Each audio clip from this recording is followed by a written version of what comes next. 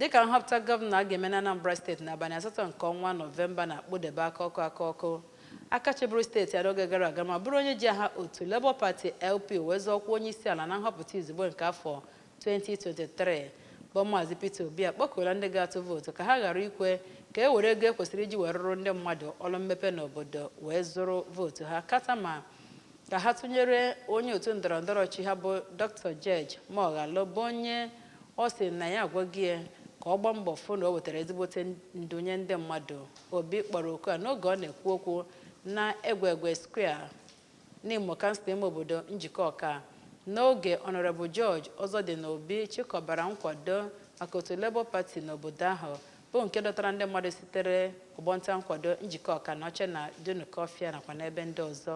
Onye ụlọ mbụ Joseph Egbeọcha gara ebe mmemme maka ọrụ anyị akụkọ a ka o si gaa.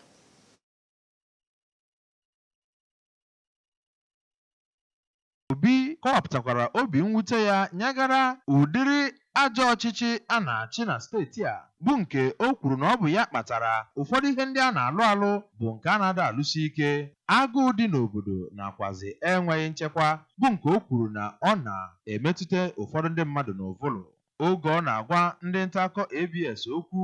onye nnọchiteanya okpuru ọchịchị Njikọ Ọka Anọcha Dunukọfịa n'ụlọ omebe iwu etiti ma bụkwazara Deputy Minority Leader nke 10th Assembly bụ Honorable Ozodinobi mere ka amata na otu Labour Party bụ nke nwere ume nakwazi ohere ịtụrụ ugo na ndọrọndọrọ ọchịchị na-abịa n'iru na Anambra ma kwukwezie na